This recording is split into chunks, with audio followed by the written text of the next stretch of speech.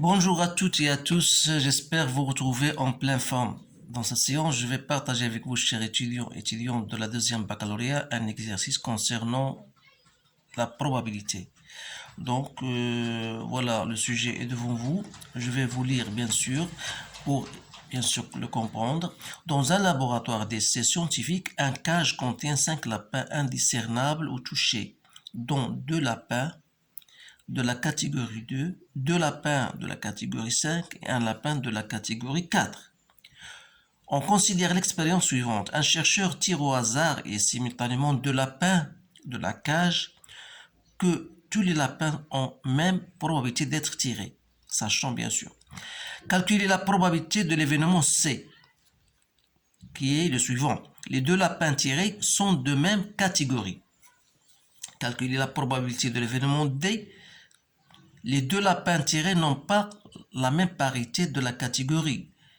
Enfin, soit la variable x définie par il associe à chaque tirage le produit des numéros de leur catégorie. Déterminer les valeurs de la variable aléatoire x, déterminer la loi de la probabilité de x. Voilà, ce sont vraiment en général les questions qu'on vous pose. Ce sont des questions simples parce qu'il y a des exercices très difficiles. Mais pour vous, bien sûr, on vous donne toujours des exercices très simples pour gagner assez de points. Alors, la première des choses, il faut bien comprendre, voilà, on a en total 5 lapins. Donc, il faut bien mettre ceci dans le brouillon parce que ça va vous faciliter la tâche. Donc, on a 5 lapins.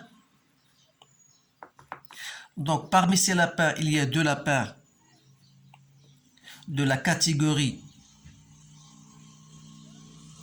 2. Il y a 2 lapins de la catégorie 5. Il y a un lapin de la catégorie 4. Alors, qu'est-ce qu'on fait? On tire combien? On tire simultanément 2 lapins. Donc, on tire 2 lapins. Ça veut dire quoi? On va chercher le cardinal de oméga des cas possibles. C'est-à-dire, on tire 2. Voilà. Parmi combien de lapins? Parmi 5. Ça veut donner 10. Alors, la probabilité de l'événement C, c'est quoi? C'est tirer 2 lapins. Voilà, les 2 lapins tirés sont de même catégorie. Ça veut dire quoi? Ça veut dire que les lapins qu'on va tirer, soit de la catégorie 2, soit de la catégorie 5, soit de la catégorie 4. Or, est-ce qu'on peut tirer 2 lapins de la catégorie 4? Non, parce que le nombre de lapins de la catégorie 4 ne dépasse pas 1. C'est-à-dire la seule possibilité qu'on aura, c'est soit de tirer 2 lapins de la catégorie 2, soit de tirer 2 lapins de la catégorie 5.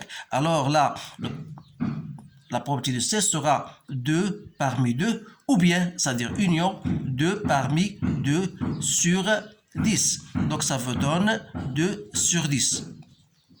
La probabilité de l'événement D, on doit tirer 2 lapins, mais cette fois-ci, ils n'ont pas la même parité. Que ça veut dire qu'ils n'ont pas la même parité? C'est-à-dire qu'on doit tirer, par exemple, un lapin de la catégorie 2 et un lapin de la catégorie, par exemple, 5. Soit une parmi les catégories 2 et autre catégorie 4.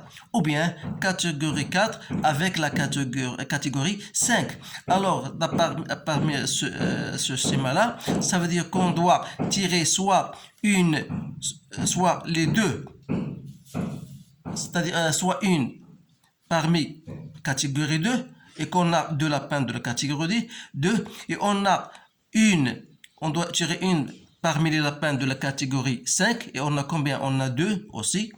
Donc soit tirer un parmi 2, 1 parmi 1, soit 1 parmi 1 parmi 2. Tout ça toujours sur 10. Ça vous donne 8 sur 10. Alors, on va passer maintenant à la variable aléatoire. Donc, la variable aléatoire, qu'est-ce qu'il vous dit? Elle associe à chaque tirage le produit des numéros de leur catégorie, le produit. Alors là, le produit, ça veut dire quoi? On a normalement soit de tirer des lapins de différentes parités, soit tirer de lapins de la même parité, c'est-à-dire si je tire de lapins de la catégorie 2, de lapins de la catégorie 2, ou bien je vais tirer de lapins de la catégorie 5. Alors, d'après ce schéma-là, donc les produits, bien sûr, 2 fois 5 ou bien 10, 8, 20, 4 ou bien 25. Donc ça veut dire que x va prendre les valeurs suivantes, 4, 8, 10, 20 ou bien 25. Alors, la loi de probabilité. Donc pour que x égale à 4, qu'est-ce qu'il faut? Il faut tirer 2 lapins parmi les catégories 2 sur, toujours sur 10, donc ça vous donne 1 sur 10. Donc la probabilité que x soit égal à 8, il faut tirer 1 parmi 2 et 1 parmi 1. Donc ça veut dire on aura 1 parmi 1 parmi 2 et 1 parmi 4. Donc toujours sur 10, ça vous donne 2 sur 10. Donc la probabilité que x soit égal, pardon, j'ai oublié de vous montrer. Donc la probabilité de x égale à 10, donc on doit tirer, voilà, 2 et 5, ça veut dire quoi? Ça veut dire on doit tirer une parmi les lapins de la catégorie 2, c'est-à-dire on a 2, donc ça veut dire 1 parmi 2, et l'autre 1 aussi parmi 2, donc ça donne quoi? 4 sur 10.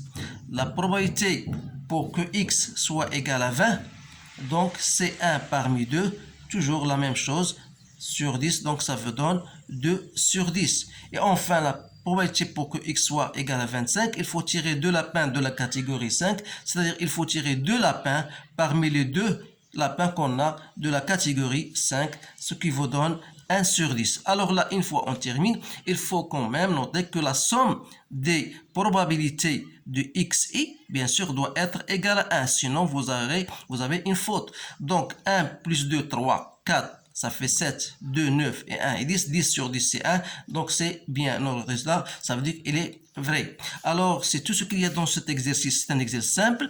Il faut bien savoir comment étudier, comment chercher le nombre de cas possibles, comment déterminer la probabilité d'un événement. Donc, c'est tout ce qu'il y a. Donc, peut-être que dans les séances prochaines, on va choisir d'autres exercices plus marquants, plus difficiles que celui-là. Donc, je vous remercie d'abord de votre attention et je vous dis au revoir. Mais sans oublier, bien sûr, de partager cet exercice avec vos collègues, que vous connaissez pour que tout le monde, bien sûr, puisse comprendre. Alors, je vous dis à bientôt.